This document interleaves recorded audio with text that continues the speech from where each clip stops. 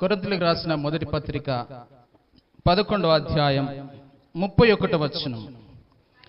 అయితే మనలను మనమే విమర్శించుకొనిన ఎడల తీర్పు పొందకపోదుము చాలు. దేవునికి మహిమ కలుగును గాక. హల్లెలూయా, హల్లెలూయా. ఈరోజు ఈ వాక్యము దేవుడు చెప్పాలని ప్రేరేపించినాడు. ఎందుకు అనంటే, మనం ఆల్రెడీ ఆఖరి సండేలో ఉన్నాం, ఆఖరి ఆదివారంలో ఉన్నాం. డిసెంబర్లో 2024 ఆఖరి ఆదివారంలో ఉన్నాం. మళ్ళీ వస్తుందా ఇది? మళ్ళీ రేపు రమ్మంటే వస్తుందా? మళ్ళీ వచ్చే వారం 2024 డిసెంబర్ ఆఖరి ఆదివారం రమ్మంటే వస్తుందా?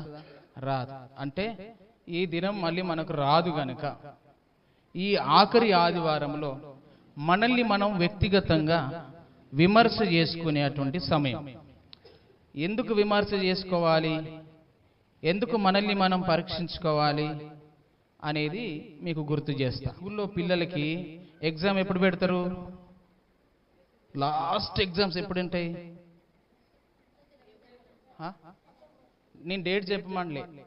మొత్తం చదువుడు అయిపోయినాక ఉంటుందా, మధ్యలో పెడతారా అంటన్నా. మొత్తం అయిపోయినాక పెడతారు. ఎందుకు? రిజల్ట్ కోసం.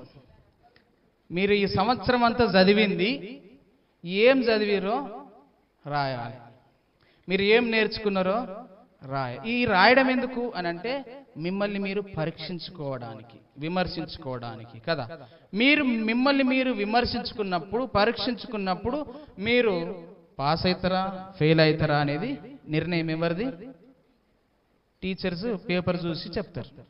చదివిందంతా నువ్వు రాసినప్పుడు, ఎగ్జామ్లో వచ్చిందంతా రాసినప్పుడు, నువ్వు ఈ సంవత్సరం అంతా నేర్చుకున్నది రాసినప్పుడు, అప్పుడు టీచర్ దగ్గరికి పేపర్ వెళ్తే అప్పుడు టీచర్ చూసి వీళ్ళు చదివింది రాసిర్రా, లేకపోతే వేరే ఏమైనా రాసిర్రా, వేరే ఏమైనా కథలు రాసిర్రా అని అన్ని చెక్ చేసి పేపర్ దిద్ది పాస్ అయిందా ఫెయిల్ అయిందా అనేది తర్వాత నిర్ణయం అనేది జరుగుతుంది. అవునా కదా? రైట్. ఇప్పుడు మనము కూడా 2024 సంవత్సరము జనవరి 1వ తేదీ నుంచి లెక్కేసుకుంటే ఇప్పటి వరకు కూడా మనము దేవుని సన్నిధిలో నేర్చుకున్నదంతా కూడా మనల్ని మనం విమర్శించుకునేటువంటి సమయం. ఈ సంవత్సరంలో దేవుని దగ్గర మనం ఏమి నేర్చుకున్నాం, దేవుని సన్నిధిలో మనం ఏం చేయగలిగినాం, మనం ఏ విధంగా దేవుని సన్నిధిలో ఉన్నాం, పరిచర్యలో ఏ విధంగా ఉన్నాం, మన కుటుంబంలో ఏ విధంగా ఉన్నాం, వాక్య విషయంలో ఏ విధంగా ఉన్నాం, ప్రార్థనలో ఏ విధంగా ఉన్నాం, మనము దేవుడు మనకిచ్చినటువంటి ధనం విషయంలో ఏ విధంగా ఉన్నాం, ఇవన్నీ కూడా మనం ఒక్కసారి పరీక్షించుకోవాలి. పరీక్షించుకుంటే ఈ సంవత్సరం అంతా నేను ఈ వాక్యాల ప్రకారం ఉన్నానా లేదా, లేకపోతే నెక్స్ట్ ఏంటిది? ఇప్పుడు లేదు, ఇప్పుడు ఈ రిజల్ట్ రాలే, మళ్ళీ ఏంటిది? మళ్ళీ ఎగ్జామ్. మళ్ళీ ఎప్పుడు? మళ్ళీ ఎగ్జామ్ ఉంటుందా? వీళ్ళకి ఉంటుంది. లేదు అని అంటే మళ్ళీ అదే క్లాస్ మళ్ళా చదవాలి, మళ్ళీ సంవత్సరం అంతా ఉండాలి. రైట్? అర్థమవుతుంది కదా? ఇప్పుడు మనం వాక్యంలోనికి వెళితే కొరింథీయులకు రాసిన మొదటి పత్రిక 11:31 ఏమన్నది? అయితే మనలను మనమే విమర్శించుకొనిన ఎడల తీర్పు పొందకపోదుము. విమర్శ చేసుకున్నప్పుడు మనం తీర్పులోనికి వెళ్ళం. తీర్పు ఉన్నదా లేదా? అందరికీ ఉన్నదా? కొంతమందికి ఉన్నదా? తీర్పు అందరికీ ఉంటది. అయితే తీర్పు దినాన ఎవరైతే దేవునికి విధేయులుగా, ఎవరైతే లోబడి, ఎవరైతే దేవుని వాక్య ప్రకారంగా జీవిస్తారో వారిని దేవుడు ఎక్కడేస్తాడు? పరలోకంలో వేసుకుంటాడు. ఎవరైతే దేవునికి విధేయతగా లేరో, ఎవరైతే దేవుని వాక్యానికి లోబడి లేరో, ఎవరైతే దేవుడు చెప్పింది చేయలేదో, ఎవరైతే దేవునికి వ్యతిరేకంగా చేశారో వారిని తీసుకుపోయి ఎక్కడేస్తాడు? అంతే. మళ్ళీ ఎగ్జామ్ ఉంటుంది అక్కడ? ఉండదు.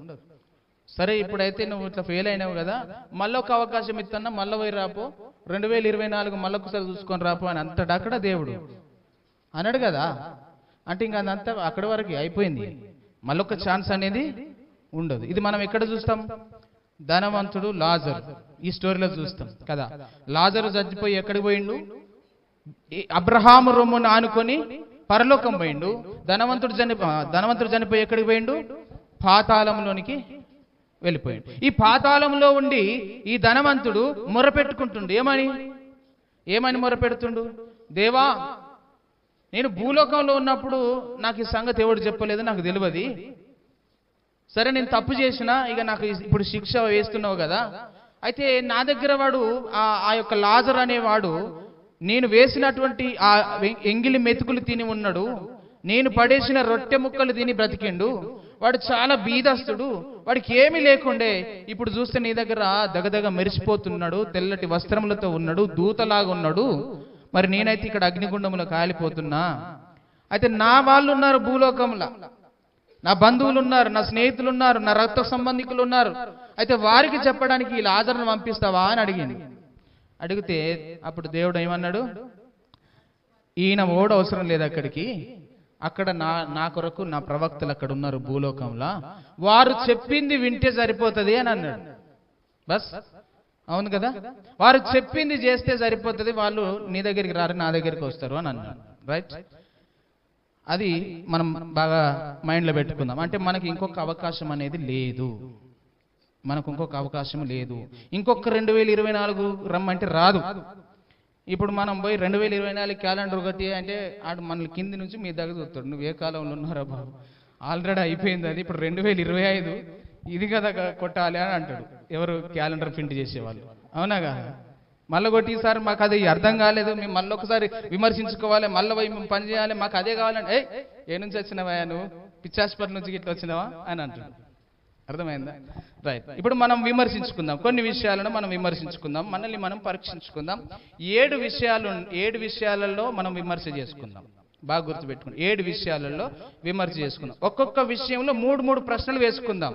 మనమే వ్యక్తిగతంగా మనల్ని మనమే, ఇక్కడ వాక్యం ఏం చదువుకున్నాం, మనల్ని మనమే విమర్శ చేసుకోవాలి. పక్కోని విమర్శ చేసుడు కాదు, మనకు అలవాటు అయ్యేది ఇదే ఎక్కువ.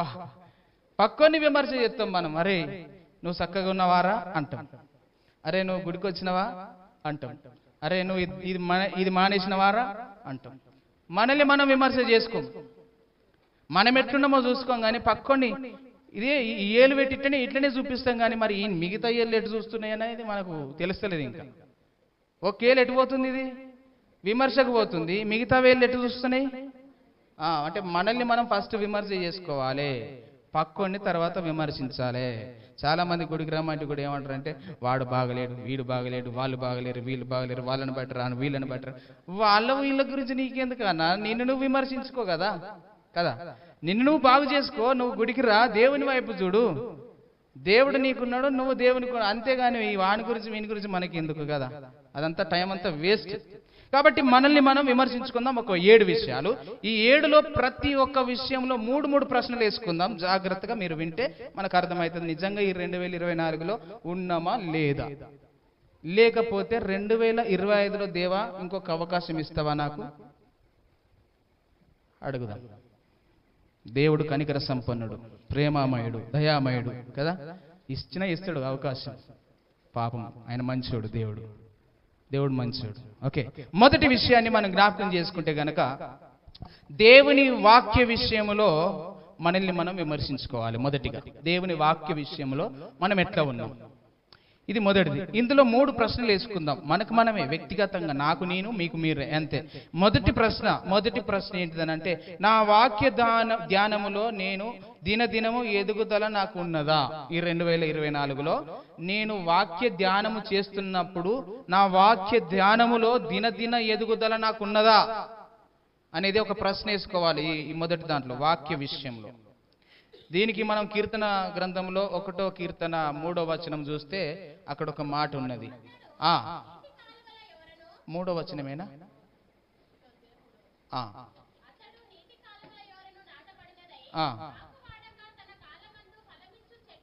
అతడు నీటి కాల్వల యోరను నాటబడిన వాడై ఆకువాడక తన కాలమందు ఫలమిచ్చు చెట్టు వలె ఉంటాడు. ఎవరు దానిపైన ఎవరు? యెహోవా ధర్మశాస్త్రమునందు ఆనందించుచు దివారాత్రములను దానిని ధ్యానించేవాడు.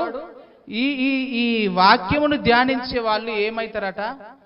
దినదినం ఏమైతారట? వీళ్ళు ఫలిస్తారు. నీటి కాలువల యోరన నాటబడినదై ఆకువాడక తన కాలమందు ఫలించే చెట్టులాగా వీళ్ళు ఏమైతారట, ఎల్లప్పుడూ ఫలిస్తా ఉంటారు, దినదినము ఎదుగుతా ఉంటారు, చక్కగా పచ్చదనముగా కనబడతా ఉంటారు, చిగురు పెడతా ఉంటారు, ఫలాలు ఇస్తా ఉంటారు తన కాలమందు. అంటే వాక్య విషయంలో మొదటి ప్రశ్న ఏంటిది? నేను నా అనుదిన వాక్య ధ్యానములో నాకు ఏమైనా ఎదుగుదల ఉన్నదా? లేదంటుంది సిస్టర్. ఉందా లేదా? మనం ప్రశ్నించుకోవాలి. మనకే, ఎవరినో అనద్దు. మనం నాకుందా ప్రశ్న మీ వ్యక్తిగతంగా మీరు బాగా ఆలోచన చేసుకోండి. ఈ 2024లో నేను నిజంగా వాక్యములో ఎదుగుతున్నానా, వాక్యాన్ని ధ్యానిస్తున్నానా? మొదటిది. రెండవది ప్రశ్న ఏంటిదనంటే, దేవుని వాక్యంలో క్రొత్త సంగతులు నేనేమైనా నేర్చుకున్నానా? దేవుని వాక్యంలో 2024లో నేనేమైనా కొత్త సంగతులు నేర్చుకున్నానా? ఉట్టిగానే పోతున్నానా? ఉట్టిగానే వచ్చిపోతున్నానా? ఏమైనా నేర్చుకున్నానా ఈ 2024లో అనేది ఎవరికి వేసుకోవాలి ప్రశ్న? మనమే, నాకు నేనే. ఎవరిని అనద్దు. మనం ఏమక్క నువ్వేమైనా నేర్చుకున్నావా అనద్దు. తమ్మి నువ్వేమైనా నేర్చుకున్నావా అనద్దు. మనకు మనమే, నేనేమైనా నేర్చుకున్నానా? ఈ 2024 దేవుడు నాకు ఇచ్చాడు కదా, ఈ సంవత్సరం అంతా కూడా, ఈ డిసెంబర్ లాస్ట్ ఆదివారం వరకు కూడా దేవుడు నన్ను కాపాడిండు కదా, నేను ఏమి నేర్చుకున్నా వాక్యములో అనేది ప్రశ్న. మూడో ప్రశ్న, అందులోనే మూడో ప్రశ్న, నేను ఎవరితోనైనా దేవుని వాక్యమును పంచుకున్నానా? ఇన్ని రోజులు దేవుడు నాకు ఇచ్చిండు, మంచి ఆరోగ్యం ఇచ్చిండు, కాపాడిండు కదా, దేవుడు నాకు చక్కటి జ్ఞానం ఇచ్చిండు, నాకు దేవుడు మంచి రక్షణనిచ్చిండు. నేను ఎవరితోనైనా ఈ వాక్యాన్ని పంచుకున్నానా? ఎవరికైనా నేను సువార్త చెప్పినా? ఎవరికైనా నేను ప్రేమ మాటలు చెప్పినా? ఎవరినైనా మంచి మాటలు చెప్పి దేవుని సన్నిధికి నడిపించినా? ప్రశ్నించుకోవాలి. అపోస్తలుల కార్యముల గ్రంథము 18వ అధ్యాయం 24వ వచనం 25వ వచనం చదువుదాం త్వరగా. అలెగ్జాంద్రియ వాడైనటువంటి అపోల్లో అను ఒక యూదుడు ఎఫెసునకు వచ్చి ఉన్నాడు. అతడు విద్వాంసుడును, లేఖనముల యందు ప్రవీణుడయుండెను. అతడు ప్రభు మార్గము విషయమై ఉపదేశము పొంది తన ఆత్మయందు తీవ్రపడి యోహాను బాప్తిసం మాత్రమే తెలుసుకుని వాడైనను యేసును గూర్చిన సంగతులు వివరముగా చెప్పి బోధించుచు సమాజ మందిరములో ధైర్యముగా మాట్లాడనారంభించిండు. హల్లెలూయా. ఎవరైనా అపోల్లో అను ఒక యూదుడు. ఈయనకి యేసుక్రీస్తు గురించి ఎక్కువగా తెలియదు, తక్కువగా తెలుసు. యోహాను బాప్తిసమే తెలుసు ఆయనకు. యేసు ప్రభు కూడా బాప్తిసం ఇస్తాడన్న సంగతి ఆయనకు తెలియదు. అయినప్పటికీ కూడా యేసు ప్రభు గురించి విన్నటువంటి ఆ కొన్ని మాటలే సమాజ మందిరంలోనికి వెళ్ళి బోధించిండట. ప్రజల మధ్యలోనికి వెళ్ళి బోధించిండు, భయపడకుండా బోధించిండు. మీకు కొన్ని మాటలైనా తెలుసు, నాకు ఈ కొన్ని మాటలు నేను ఎవరికైనా చెప్పగలిగినానా అనేది ప్రశ్నించుకోవాలి. నెక్స్ట్ రెండో విషయాన్ని మనం పరీక్షించుకుందాం. రెండో అంశం ఏంటిదని అంటే, ప్రార్థన విషయంలో మనం పరీక్షించుకోవాలి. మొదటిది ఏంటిది? వాక్య విషయంలో పరీక్ష చేసుకున్నాం. రెండవది ప్రార్థన విషయంలో మనం పరీక్ష చేసుకుందాం. ప్రార్థన విషయంలో మనం పరీక్ష చేసుకుంటే గనక ఇందులో మొదటి ప్రశ్న, నా వ్యక్తిగత ప్రార్థనలో నేను ఎంతగా ఎదుగుచున్నాను లేక ఎంతగా ఎదిగినా 2024లో? నా వ్యక్తిగత ప్రార్థన జీవితంలో నేను ఎంతగా ఎదిగిన 2024లో? 2023లో ఉన్నట్టుగానే ఉన్నానా? 2024కి వచ్చే వరకు ఏమైనా ఎదిగినా లేదా ఏదైనా తగ్గినా చూసుకోవాలి. నాకు మార్క్స్ వార్త 1వ అధ్యాయం చూడండి, 35వ వచనం చదవండి. మీకు విషయం చెప్తా. మార్క్స్ వార్త 1:35.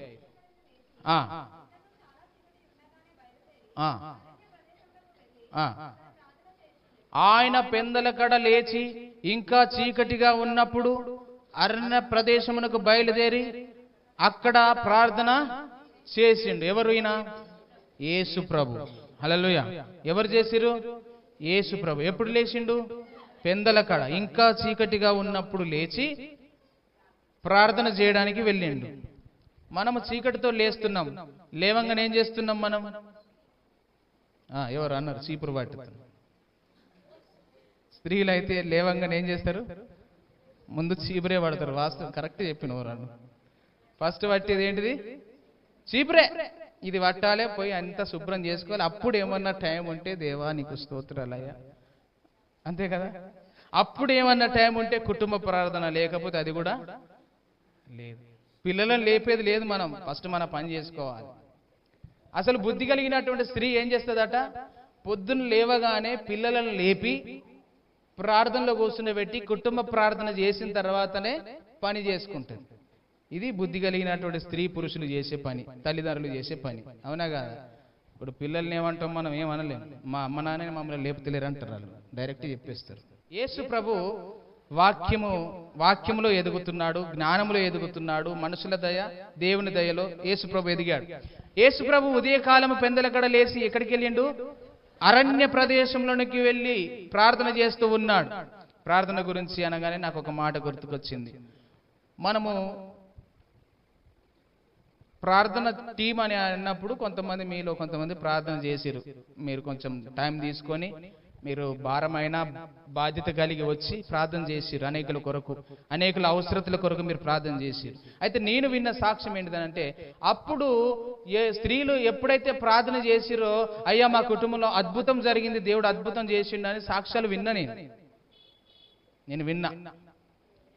అయితే వాళ్ళు మళ్ళీ నన్ను అడిగారు, అయ్యా మళ్ళీ స్టార్ట్ చేయొచ్చు కదా అంటే, మళ్ళా చెప్తారా? చిన్నపిల్లలు వీళ్ళు ఏమన్నా చిన్నపిల్లలకు తినరా అని చెప్తే వీళ్ళు చిన్నపిల్లలు కాబట్టి బుదరకిచ్చి తినబెడతారు. పెద్దోళ్ళకు మళ్ళీ చెప్తారా? చెప్పండి. సరే మళ్ళీ చెప్పుదాం. హల్లెలూయా. ఇప్పటి నుంచి ఏం చేయాలి? పెద్దలైనటువంటి వారు అనగా సంఘ పెద్దలు కాదు, స్త్రీలలో వృద్ధులైనటువంటి వారు, ఇంటి దగ్గర టైం పాస్ కాకుండా ఉండేటువంటి వారు, ఇంటి దగ్గర పొద్దుపోకుండా ఉంటారు కదా కొంతమంది, వాళ్ళు ఏం చేయాలి? ఈళ్ళు తిరగద్దు, చక్కగా దేవుని మందిరానికి వచ్చి అందరి కోసం ప్రార్థన చేయాలి. ఏం చేయాలమ్మా? ఏం చేయాలి? అందరూ ఎక్కడ పొద్దుపోని వాళ్ళు ఎక్కడికి రావాలి? దేవుని సన్నిధికి రావాలి. పని లేకుండా ఎవరైతే ఖాళీగా ఉంటారో వాళ్ళు దేవుని సన్నిధిని వెతుక్కొని వచ్చి మీరు ప్రార్థన చేస్తే అద్భుతాలు చూస్తాం, మనం ఆశ్చర్య కార్యాలు చూస్తాం. అద్భుతంగా దేవుడు మీ ప్రార్థన విని దేవుడు అద్భుతాలు జరిగిస్తూ ఉంటాడు. మేము పనున్నోళ్ళని రమ్మనట్లేదు, పనున్నోళ్ళని నిడిచిపెట్టుకొని రమ్మట్లేదు. పని లేక ఎవరైతే ఇంటి దగ్గర ఉంటున్నారో, ఎవరైతే ఖాళీగా ఉంటున్నారో వాళ్ళే రండి. వాళ్ళు వచ్చి ప్రార్థన చేయండి. అనేకుల కొరకు చేయండి, దేశం కొరకు చేయండి, మన రాష్ట్రం కొరకు చేయండి, ప్రధానుల కొరకు చేయండి, యాజకుల కొరకు చేయండి, సంఘాల కొరకు చేయండి, మన సంఘ అవసరతల కొరకు చేయండి. దేవుడు మన ప్రార్థన ఆలకిస్తాడు. రైట్? ప్రార్థన విషయంలో నా వ్యక్తిగత ప్రార్థనలో నేనేమైనా ఎదిగానా? రెండవది, తోటి విశ్వాసులతో నాకు ప్రార్థన సహవాసం ఉన్నదా, లేకపోతే నేను ఒక్కనే చేసుకుంటానన్నా? తోటి విశ్వాసులతో నాకు ప్రార్థన సహవాసం ఉన్నదా? రెండో ప్రశ్న అందులోనే. అపోస్తుల కార్యం 12వ అధ్యాయం 12వ వచనం చదవండి. అపోస్తుల కార్యముల గ్రంథం 12వ అధ్యాయం 12వ వచనం. ఇట్లు ఆలోచించుకొని అతడు మార్కు అను మారు పేరు కలిగిన యోహాను తల్లి అయిన మరియ ఇంటికి వచ్చెను. అక్కడ అనేకులు కూడి ప్రార్థన చేస్తూ ఉన్నారు. ఎక్కడ? మార్కు అను మారు పేరు కలిగినటువంటి యోహాను యొక్క తల్లి అయిన మరియ ఇంట్లో ప్రార్థన జరుగుతుంది. మీ ఇంట్లో జరుగుతుందా? సంఘంలో జరుగుతుందా? సంఘంలో సహవాసము స్త్రీలతో గాని పురుషులతో గాని కలిసి మనం ప్రార్థన చేసుకున్నామా? సంఘములో ప్రార్థన అని ప్రకటించినప్పుడు సంఘ సహవాసముతో కలిసి మనము విశ్వాసులతో కలిసి ప్రార్థన చేశామా? గృహకుడికలు జరిగినప్పుడు గృహకుడికకు వెళ్ళి మనం ప్రార్థన చేసినామా? వ్యక్తిగత ప్రశ్న. నెక్స్ట్, ఇతరులతో రక్షణ కొరకు భారముగా ఇతరుల గురించి నేను ప్రార్థన చేసినా? ఇతరుల రక్షణ గురించి నేను ప్రార్థన చేసిన 2024లో ఎన్ని అయినాయి? ఒకటి వాక్యం విషయమైంది, రెండవది ప్రార్థన విషయమే, మూడవది పరిచర్య విషయం. పరిచర్య అనేది చాలా ఇంపార్టెంట్, చాలా ప్రాముఖ్యమైనది. యేసు ప్రభు కూడా ఈ లోకానికి వచ్చింది ఎందుకు చెప్పండి? పరిచర్య చేయించుకోవడానికి వచ్చిండా, చేయడానికి వచ్చిండా? చెప్పండి. మనమైతే చేయించుకోవడానికి రెడీగా ఉన్నాం, ఎవరైనా చేస్తే బాగుండు అనేటట్టుగా. యేసు ప్రభు అసుంటోడే చెప్పిండు ఏమని? నేను పరిచర్య చేయడానికి వచ్చిన కానీ చేయించుకోవడానికి నేను రాలేదు అని అన్నాడు. అయితే పరిచర్య విషయంలో మనల్ని మనం ప్రశ్నించుకుందాం. దేవుని పరిచర్యలో లేక ఆయన పనిలో నేనేమైనా కలగజేసుకున్నానా? ఒకవేళ కలగజేసుకుంటే ఎంతవరకు కలగజేసుకున్నా? కలగజేసుకోవడం అంటే తెలుసా మీకు? చెప్పకపోయినా వచ్చి చేయడం అనేది కలగజేసుకోవడం. చెప్పకపోయినా ఇలా పని కనబడితే ఆ పని చేయడం అనేది కలుగజేసుకోవడం. కొంతమంది ఆ పని అక్కడే ఉంటుంది, చూస్తూనే ఉంటారు, పోతూనే ఉంటారు. ఎవరు? ఇట్లా చాలా మంది చేస్తూ ఉంటారు. కొంతమంది చెప్పేదాకా చేయరు. అమ్మ ఇది చేయాలి కదమ్మా అంటే అవును కదా ఇది చేయాలి కదా అని చేస్తారు. అప్పుడు కలగజేసుకోవడం అంటే ఏంటిది? అక్కడ నీకు పని కనబడతా ఉన్నది, అక్కడ అవసరత కనబడతా ఉంది, నీకు కనబడినప్పుడు నువ్వు చేయాలి. అది పరిచర్య, అది పని, కలగజేసుకోవడం. 2024లో నేను దేవుని పరిచర్యలో ఏమైనా కలగజేసుకున్నానా? కలగజేసుకుంటే నేను ఎంతవరకు కలగజేసుకున్నా? తర్వాత రెండో ప్రశ్న, ఈ 2024లో దేవుని పని చేయడానికి అవకాశాలు నాకు ఏమైనా వచ్చినాయా? వచ్చే ఉంటాయి. వచ్చినాయా? మస్తుగా వచ్చే ఉంటాయి. మరి ఆ వచ్చినటువంటి అవకాశాలను ఏ విధంగా మనం ఉపయోగించుకున్నామా? వచ్చినాక కూడా ఎవరు చేస్తారు తీ, నాకెందుకు తీ, వాళ్ళు లేరా వీళ్ళు లేరా అని వెళ్ళిపోయినామా? యెషయా గ్రంథంలో 6వ అధ్యాయం 8వ వచనం చూడండి. యెషయా గ్రంథం 6వ అధ్యాయం 8వ వచనం.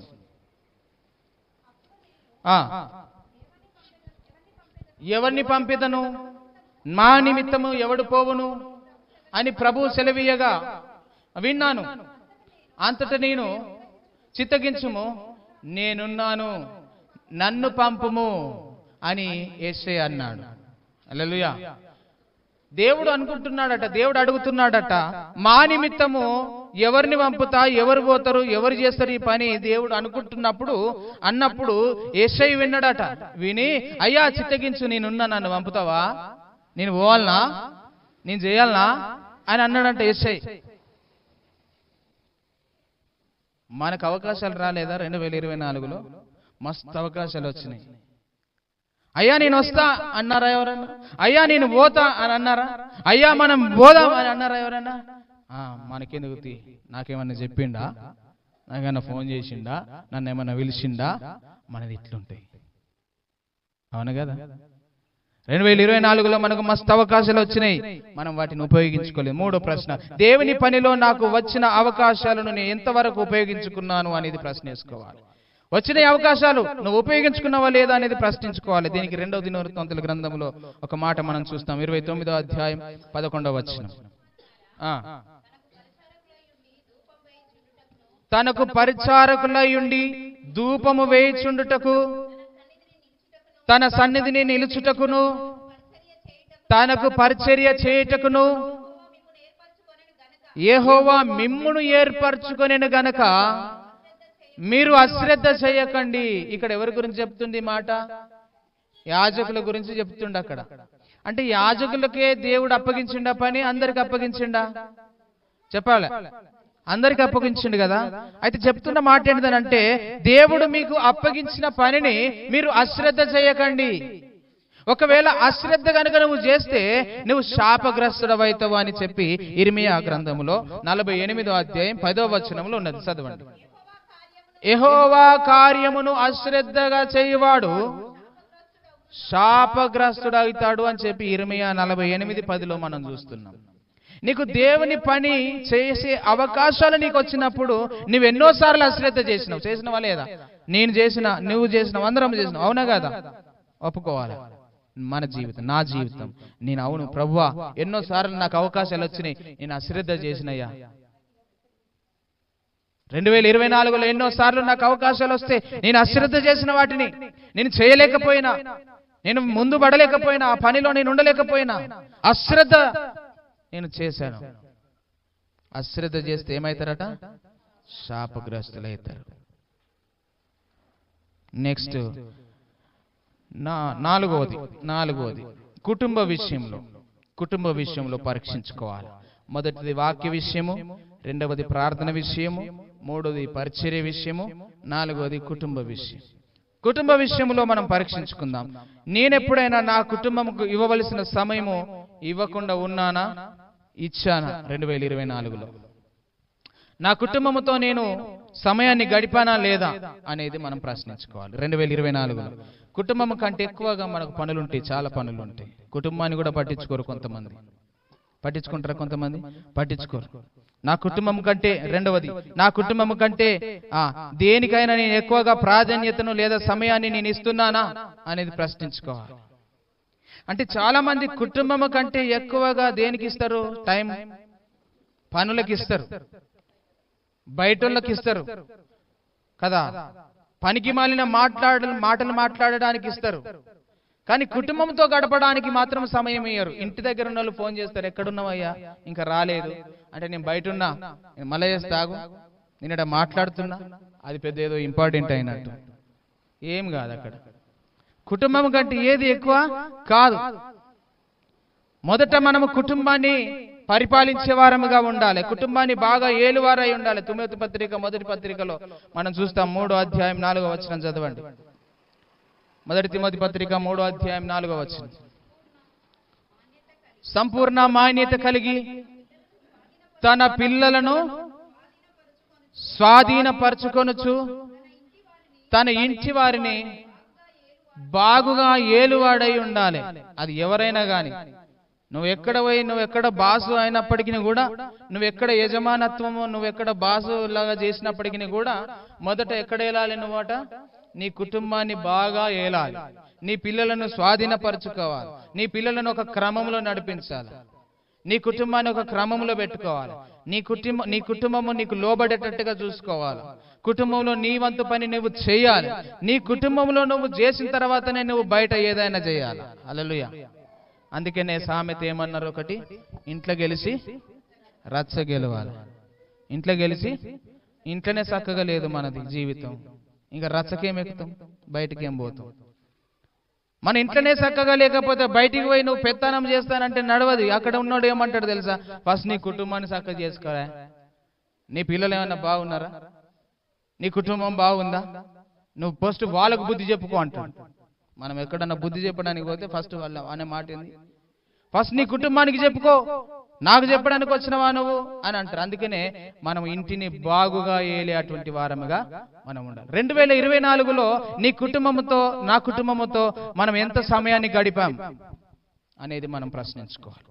లేక ఇప్పుడు ఇంకొకటి, అందులోనే 3వది, భార్య అయితే ఇట్లా అనుకోవాలి, నా భర్తతో, నా పిల్లలతో నేను ఎంత సమయం గడిపినా అనుకోవాలి.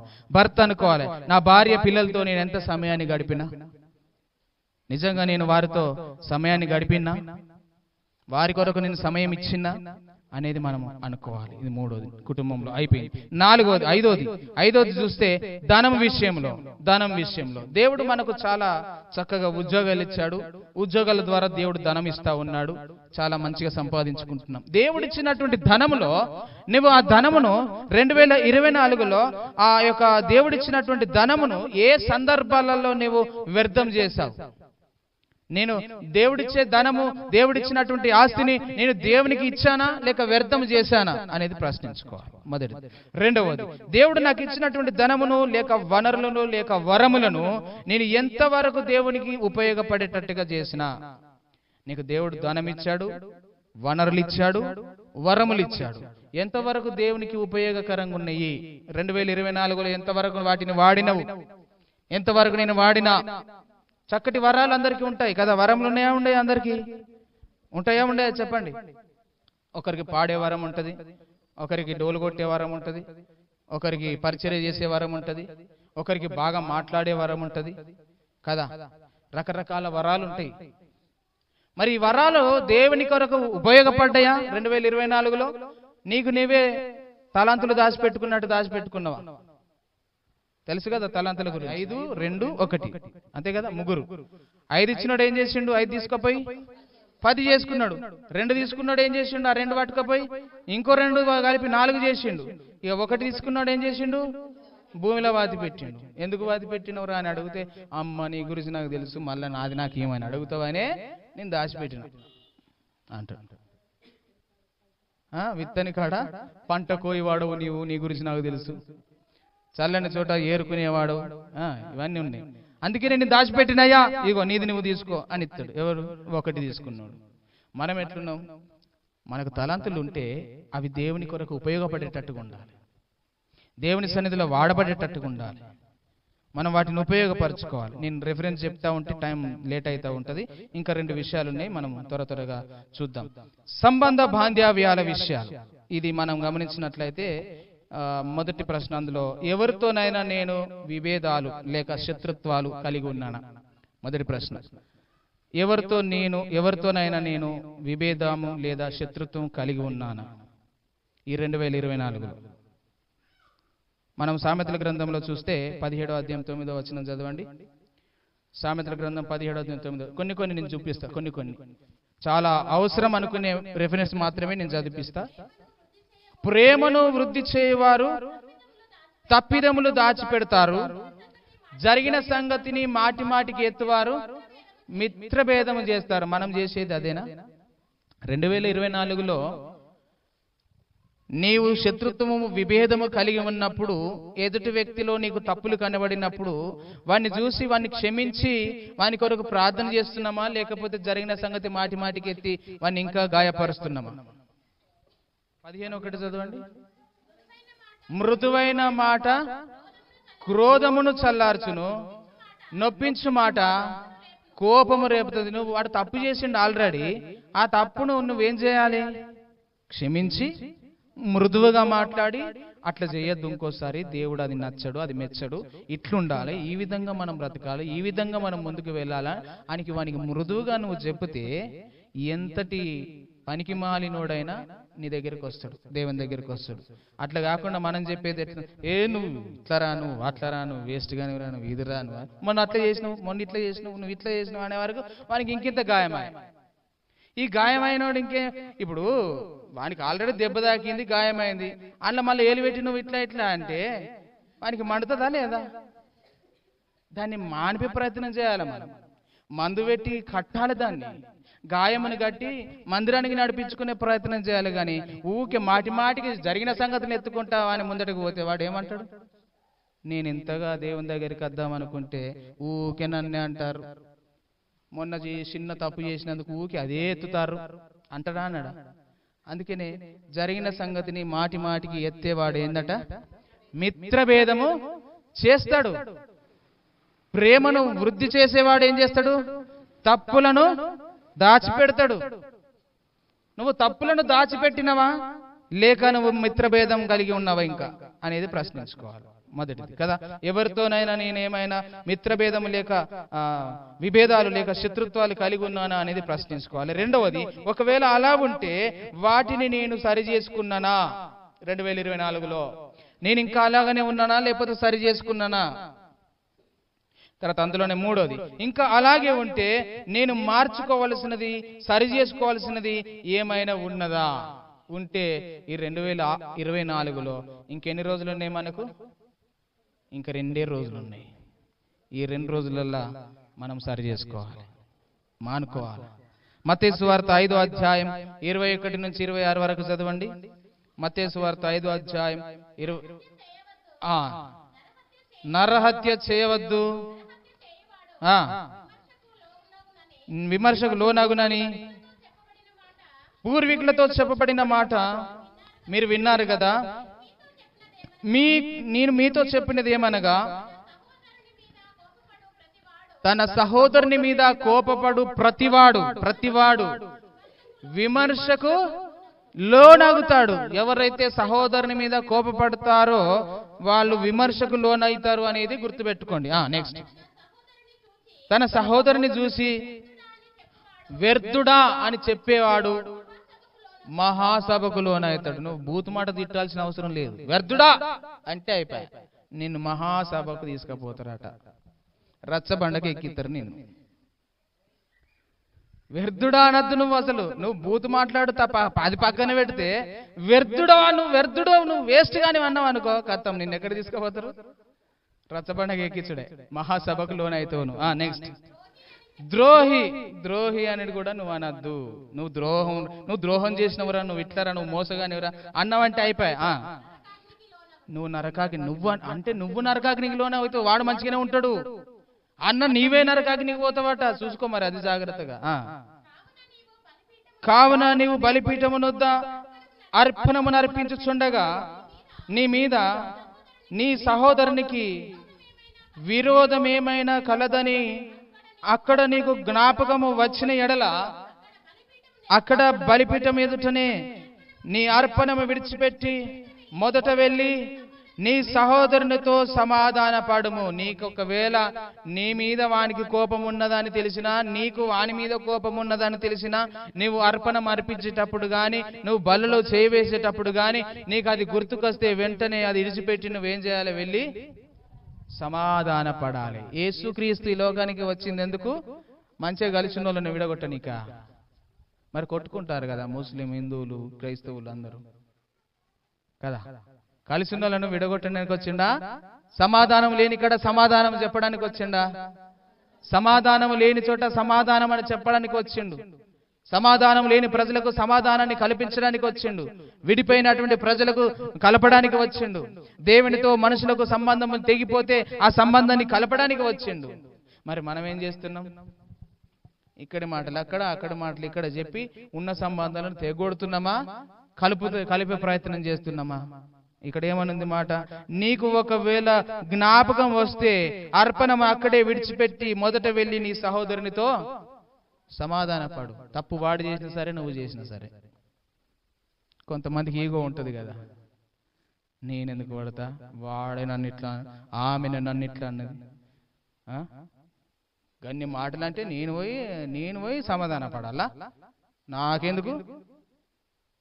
నాకు చెప్పిన దేవుడు వాళ్ళకు చెప్పమను, వాళ్ళే వచ్చి సమాధాన పడమను అంటాం మనమైతే కదా. దేవుడు నీకు హృదయాన్ని ప్రేరేపించి దేవుడు నీతో మాట్లాడినప్పుడు, నీవు నరకాగ్ని తప్పించుకోవాలని నీకు ఆశ కలిగినప్పుడు, నీవు మహాసభను తప్పించుకోవాలని నీకున్నప్పుడు, నువ్వు మొదట వెళ్ళి సమాధాన పడటమే మంచిది. అది ఎంత పెద్ద వాళ్ళైనా కానీ, ఎంత చిన్న వాళ్ళైనా కానీ, నీకన్నా చిన్న వయసు కానీ పెద్ద వయసు కానీ, నువ్వు వెళ్ళి సమాధాన పడటం అనేది చాలా మంచిది. 2024లో నీకు వచ్చిన అవకాశాలు, నీ సంబంధ బాంధవ్యాలతో నువ్వు ఎలాగున్నావు? మొదట వెళ్ళి సమాధానం, అటు తర్వాత వచ్చి నీ అర్పణను అర్పించుము. నీ ప్రతివాదితో నీవు త్రోవలో ఉండగానే త్వరగా వానితో సమాధానం. ఒకవేళ త్రోవలో ఉన్నప్పుడే కలిసిండనుకో, వెంటనే కలిసి అన్న క్షమించు, తమ్మి క్షమించు, అక్క క్షమించు, నేను తప్పు చేసిన, దేవుడు నన్ను క్షమించండి, ఇదిగో నేను నిన్ను క్షమిస్తున్నా, నువ్వేమన్నా చేసుకో, ఏమన్నా అనుకో, నన్ను అయితే క్షమించక్క అని చెప్పి, అవసరం అనుకుంటే సెకండ్ ఇస్తావా, హగ్ చేసుకుంటావా, ఏం చేసుకుంటావో చేసుకొని వాళ్ళ మనసు కరిగేటట్టుగా చేసి రావాలి. తిరిగి నీ ఎంబడి వాళ్ళు మందిరానికి వచ్చేటట్టుగా నువ్వు చేసి రావాలి. అది దేవుని ప్రేమ, అది దేవుని ప్రేమ. నెక్స్ట్ చివరిది 7వది, నా వ్యక్తిగత జీవితం. అంటే మనది వ్యక్తిగత జీవితంలో కొన్ని ప్రశ్నలు వేసుకుందాం. 3 ప్రశ్నలు, ఇందులో కూడా 3 ప్రశ్నలు. మొదటి ప్రశ్న, ఈ సంవత్సరం అంతా నన్ను వెంటాడిన శోధన, బలహీనత, పాపము, రోగము ఏంటిది? అది మనకు తెలుసా?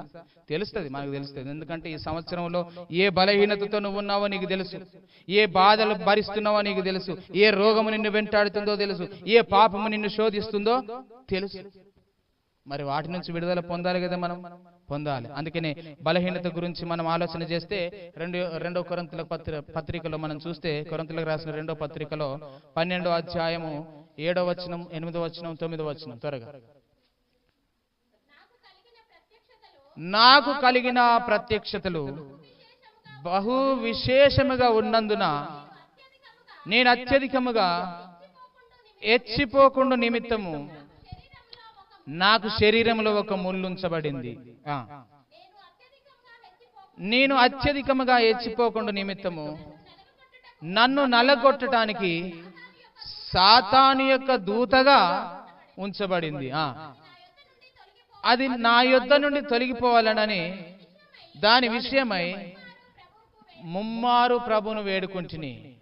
అందుకు నా కృప నీకు చాలును, బలహీనత యందు నా శక్తి పరిపూర్ణమగుచున్నదని ఆయన నాతో చెప్పాను. హల్లెలూయా. యేసు ప్రభు దగ్గర లేక దేవుని దగ్గర పౌలు గారు ప్రార్థన చేశాడు. ఏమని? నాకు ఒక ముళ్ళు ఉందయ్యా, నాకు ఒక బలహీనత ఉంది, ఈ బలహీనతల నుంచి నన్ను బయటికి పడేయి, నన్ను ఈ బలహీనత నుంచి విడిపించు అని ప్రార్థన చేసిండు. ప్రార్థన చేసినప్పుడు దేవుడు ఏమన్నాడు? నా కృప నీకు చాలును, అందులో నేను అత్యధిక విజయాన్ని నీకు ఇస్తా అని అన్నాడు. హల్లెలూయా. అవునా కదా? ఎందుకు బలహీనత వచ్చింది? ఎందుకు ఆయనకు బలహీనత వచ్చింది? పైన వచనాలు చదివారు కదా ఇందాక. ఎందుకు వచ్చింది? ఆయనకు చాలా కృపావరాలు ఉన్నాయి. ఆయన భాషలు మాట్లాడగలడు, దానికి అర్థాలు చెప్పగలడు, అన్ని చేయగలడు. అలాంటి ఆ వ్యక్తి ఎచ్చిపోకుండా నిమిత్తం ఆయనకు ఒక బలహీనమైనటువంటి అవస్థను పెట్టిండు దేవుడు. ముళ్ళును పెట్టిండు, సాతాను దూతగా పెట్టిండు, ఎచ్చిపోకుండా నిమిత్తం. అయితే అప్పుడప్పుడు మనకు కూడా కొన్ని బలహీనతలు వస్తాయి. వచ్చినప్పుడు మనం ఏమని ప్రార్థన చేయాలి? తీసే ప్రభు అని చేయాలా? ఏమని చేయాలి? తీసేయమని చేయాలి. తట్టుకునే శక్తిని. మరి పప్పికి సప్పట్లు కొట్టురు గట్టిగా. హల్లెలూయా.